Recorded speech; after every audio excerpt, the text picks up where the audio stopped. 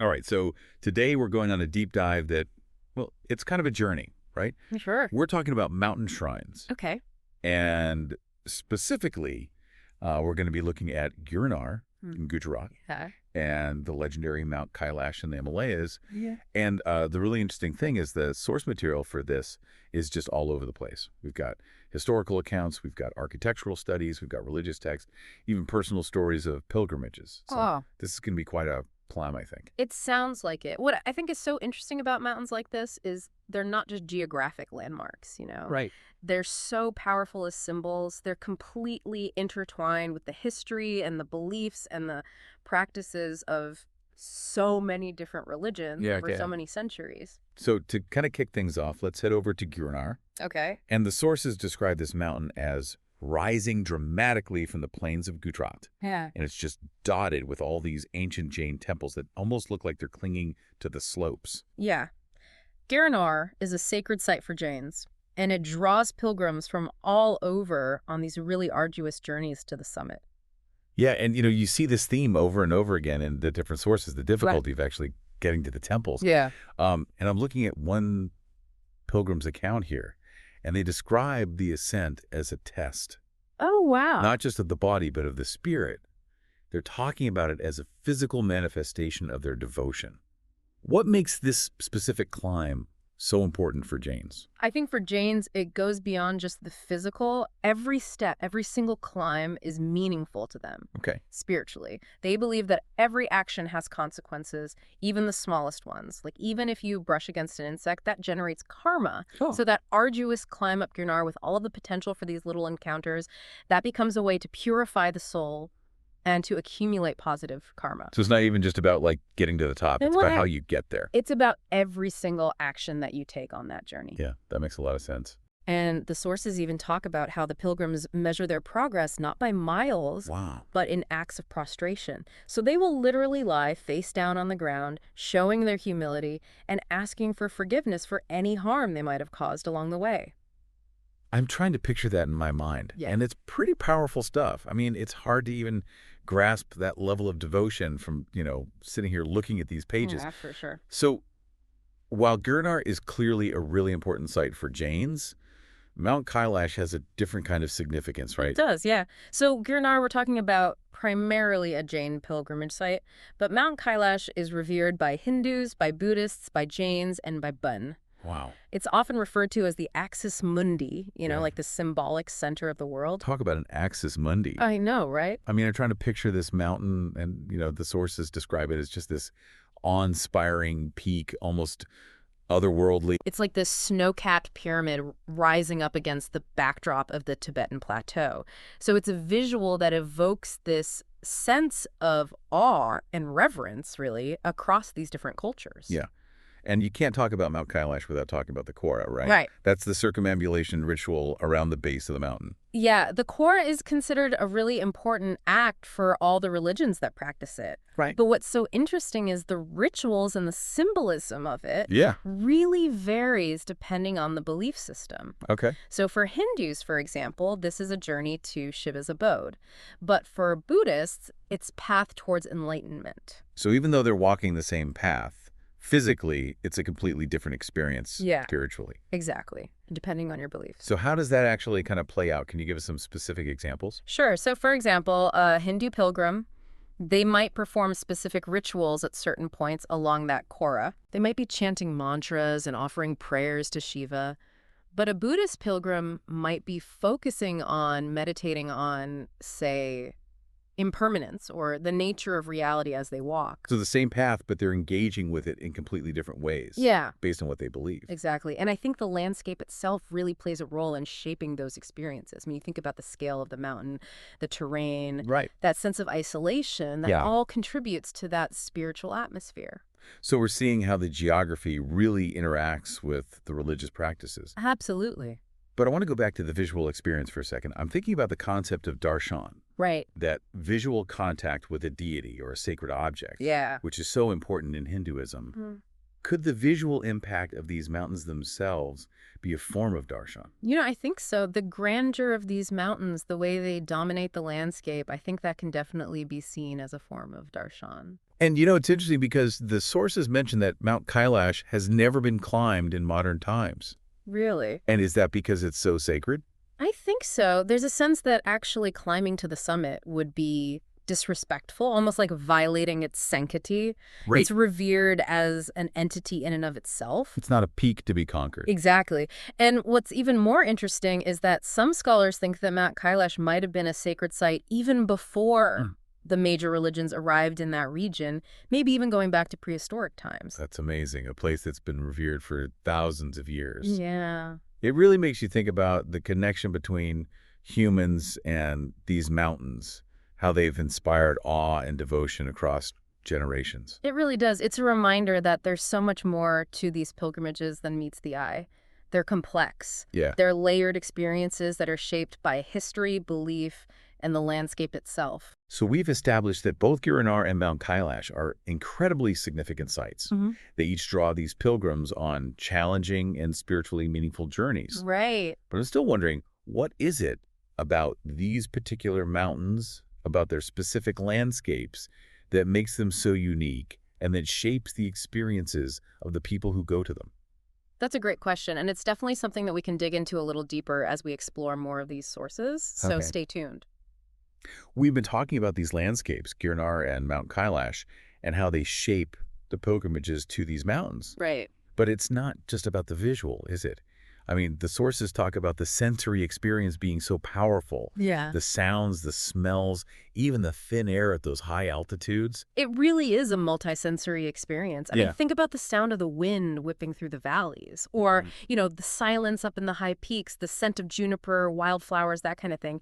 These aren't just backdrops to the experience. Right. They really heighten that whole spiritual atmosphere. One pilgrim described feeling almost like stripped bare by the harsh beauty of Girnar. Wow. Like all pretense just melted away. Yeah. I imagine that vulnerability would make you more receptive to the spiritual aspect of the journey. Absolutely. And these sensory experiences are often woven into the religious practices themselves. Okay. So if you think about the chanting of mantras during the kora around Mount Kailash, it almost becomes a conversation with the landscape. Right. With the echoes bouncing off the mountain walls. And several accounts mention the sound of temple bells being carried on the wind as the pilgrims climb Girnar. Yeah. It's like this constant reminder of the sacredness of the place, right? Exactly. It's not just about getting to the destination. It's about being present in each moment of the journey. And the landscape helps you do that. It keeps pulling you back to that awareness. There's also this theme of isolation in the sources. Both Girnar and Mount Kailash are pretty remote, far from everyday life. That remoteness adds another layer to the whole thing. Okay. It's about removing yourself physically from distractions. Yeah. Creating space to think, to connect more deeply with the divine, or even just with yourself. It's almost like a pilgrimage within a pilgrimage.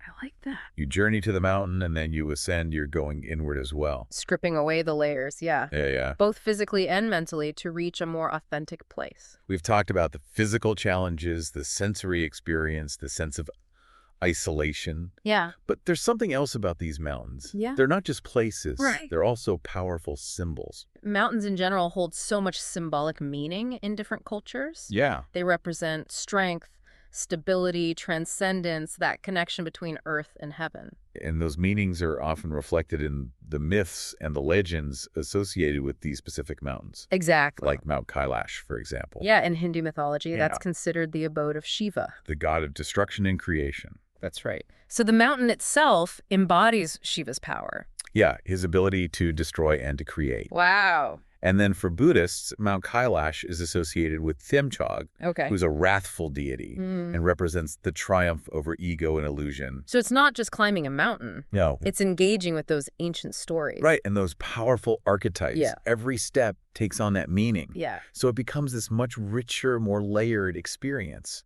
I keep thinking about that concept of axis mundi, Right. that idea of a central point connecting heaven and earth. Yeah. And that seems so relevant to mountains like Kailash, doesn't it? It does. The mountain literally reaching up towards the sky. Yeah. Its base is rooted firmly in the earth, so Yeah. it becomes that visual representation. But it's not just visual. No. The sources describe this feeling of being closer to something divine, Yeah. of transcending the earthly realm. And the axis mundi, it's not unique to Hinduism or Buddhism. Right. It pops up in many cultures around the world. It makes you think about that human desire Yeah. to connect with something bigger than ourselves. To search for meaning Yeah. in something larger than our own individual lives. And maybe mountains offer that focal point because they're so grand, Yeah. mysterious. They're like signposts pointing us toward the transcendent, Yeah. reminding us that there's more to life than what we see on the surface. Okay, so we've explored the landscape, the sensory experiences, the symbolism, all of these things that shape the religious experience at these mountain shrines. Mm-hmm. But there's another piece here, Okay. the role of community, Right. the shared experience of the pilgrimage. So many of these journeys are undertaken in groups. Right. And the sources really highlight how important that is. Yeah. You see these images of pilgrims helping each other Yeah. for those tough climbs. Yeah. Sharing food, sharing stories, offering encouragement. It's like they're strengthening their bonds with each other. Yeah. And with their faith. Through the shared challenges. Yeah. There's something so powerful about that. Yeah. It reminds us that spirituality isn't always a solitary pursuit. It can be something you experience together. Right. Something that binds us to something larger. That sense of connection, of Yeah. belonging, Can be so transformative. especially in a world that feels so fragmented. It makes you think about the role of pilgrimage, not just in these ancient traditions, but also in our modern society. Yeah, people are finding their own ways to create those journeys, Absolutely. those experiences of self-discovery and spiritual exploration. You see it in solo trekking, Yeah. adventure travel. People going to these remote, challenging environments. There's a real hunger there, Yeah. even if it's not connected to a specific religion. It seems like we're hardwired for this kind of searching, Yeah. this desire to push our limits and connect with something bigger. Yeah. And mountains provide the perfect backdrop for that. They really draw us in. They do. They challenge us and maybe even help us discover something new. About ourselves and the world around us. Yeah. That's what makes mountain shrines so fascinating, so enduring. They're not just places of worship. Right. They're places of transformation, Yeah. where the physical and the spiritual, the individual and the collective, Yeah. it all comes together. Yeah. They're places that remind us of our own potential for growth, Yeah. for connection, for transcendence. So what stands out to you about this deep dive? Yeah. What are your key takeaways? Wow, we've really scaled some incredible heights today, haven't we? Talking about mountain shrines. We have. From the tough climbs of Girnar to that sort of mystical aura of Mount Kailash. I mean, it's clear these aren't just mountains. No. They're landscapes that are just Yeah. infused with this spiritual significance and human stories going back centuries. Yeah, it's been quite a journey. Exploring how these landscapes and the physical challenges, those sensory experiences we talked about, Yeah. symbolism, how it all comes together to shape the way people experience faith. And it makes me think that even if we never actually get to visit these places, there's still a lot we can learn from these pilgrimages, you know? Absolutely. And I keep thinking about those images of the pilgrims prostrating themselves, like with every step on the kora around Mount Kailash. Yeah. Such a powerful image of devotion. Yeah. And surrender. Does that resonate with anything in the Jain approach to pilgrimage at Girnar? It does, yeah. Remember how we were talking about the Jain belief that every action has these karmic consequences? Yeah. So for them, that whole ascent of Girnar is like a moving meditation.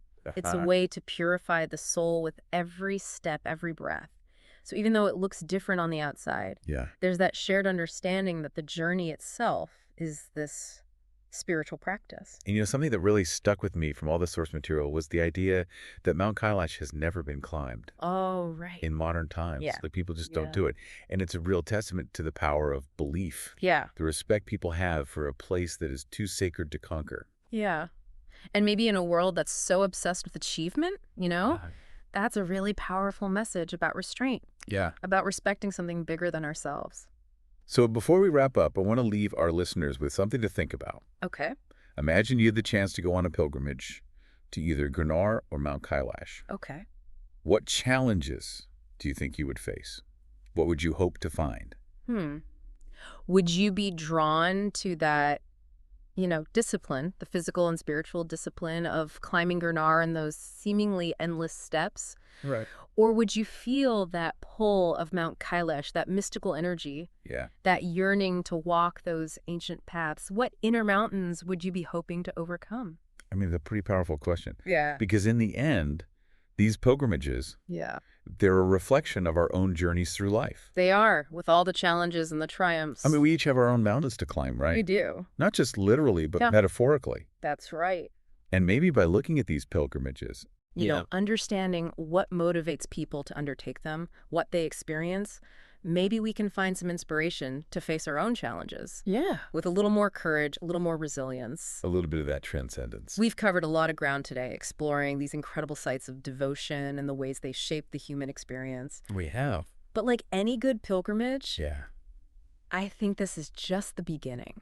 There's always more to learn, more to discover. That's the beauty of it. It is. So until next time, keep exploring, keep seeking, and keep diving deep.